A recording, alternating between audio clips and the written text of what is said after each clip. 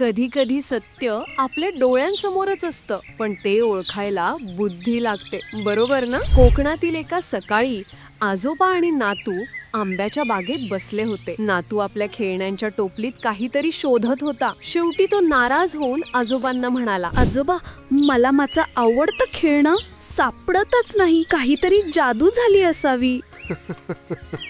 जादू नाही रे नातवा, फक्त थोडं निरीक्षण कमी पडलंय तुझं. चल तुला एक गोष्ट सांगतो. अशा एका बुद्धिमान माणसाची ज्याने सगळ्यांना आपलं चातुर्य दाखवलं होतं. विजयनगर साम्राज्यातील एक नामांकित कवी, विद्वान आणि राजा कृष्णदेवराय यांचे प्रिय सल्लागार, आपल्या तीव्र बुद्धी, हजरजबाबीपणा आणि विनोद बुद्धीमुळे प्रसिद्ध झालेले. अडचणीच्या वेळेस आपल्या चातुर्याने राजाचे आणि राज्याचे रक्षण केलेले. लोक त्यांना प्रेमाने तेनाली राम म्हणत. एकदा विजयनगरमध्ये महाराजा कृष्णदेवराय यांच्या खास दरबारातून एक अमूल्य हिऱ्यांचा हार चोरीला गेला. हा हार खूप मौल्यवान होता आणि तो महाराजांच्या खास तिजोरीत ठेवला होता. महाराजांना खूप राग आला आणि ते दुःखी झाले, कारण ह्या चोरीमागे दरबारातीलच कोणीतरी असावे असा त्यांना संशय होता.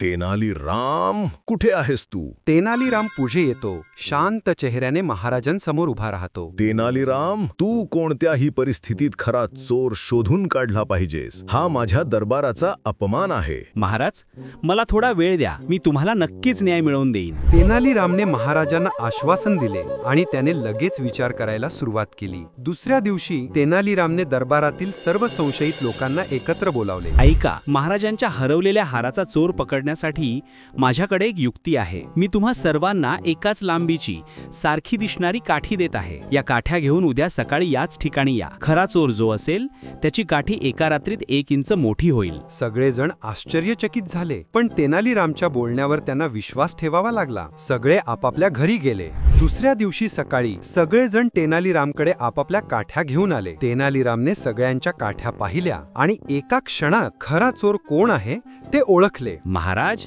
हा आहे खरा चोर. याला वाटले की त्याची काठी एका रात्रीत मोठी होईल, म्हणून त्याने रात्रीच्या अंधारात आपली काठी 1 इंच कापून टाकली, जेणेकरून ती सकाळी मोठी झाल्यावर इतरांसारखीच दिसेल. पण इतर प्रामाणिक लोकांनी काहीच केले नाही, त्यामुळे त्यांच्या काठ्या जशाच्या तशा राहिल्या. याने आपल्या मनातली भीती आणि अपराध भाव स्वतः सिद्ध केला. तेनाली राम, तू पुन्हा एकदा तुझ्या बुद्धिमत्तेनं आम्हाला आश्चर्यचकित केलेस. शाबास. आजोबा, म्हणजे खरा चोर घाबरलेला असतो आणि तोच काहीतरी वेगळे करतो. मला कळलं. मी पण माझ्या मित्रांना काहीतरी असं काम सांगेन ज्यात जो चोर असेल तो घाबरून काहीतरी वेगळे करेल. मला माझ्या हरवलेल्या खेळण्याचा शोध घेता येईल. शाबास बाळा, हेच तर तेनाली रामची बुद्धिमत्ता आहे. त्याने चोराच्या मनातली भीती आणि तो काय विचार करेल हे ओळखले. तू पण तेच केलंस. कधी कधी समस्या सोडवण्यासाठी थेट विचार करण्याऐवजी थोडा वेगळा विचार केला की लगेच उत्तर सापडते. आणि हो, कोणत्याही गोष्टीचा निर्णय घाईघाईने किंवा फक्त संशयावरून घेऊ नये. कशी वाटली आजची गोष्ट? तेनाली रामासारखी बुद्धिमत्ता आणि निरीक्षण शक्ती आपण आपल्या आयुष्यात वापरली तर कितीतरी समस्या अगदी सहज सुटतील, नाही का? आजच्या गोष्टीतला बोध अगदी साधा पण खूप गहिरा आहे. बुद्धिमत्तेने विचार केल्यास आणि समोरच्या व्यक्तीच्या स्वभावाचा अंदाज घेतल्यास कोणत्याही समस्येवर कल्पक उपाय सापडतो आणि सत्य नेहमी समोर येते. जर तुम्हाला ही गोष्ट आवडली असेल तर या व्हिडिओला एक लाईक जरूर करा आणि तुमच्या मित्रमैत्रिणींना पण ही गोष्ट शेअर करा. आपल्या आजोबांच्या गोष्टीचा परिवार आता वाढतोय, त्यात खारीचा वाटा तुमचा सुद्धा असून द्या. मग अजून अशाच सुंदर गोष्टी ऐकण्यासाठी आजोबांच्या गोष्टी या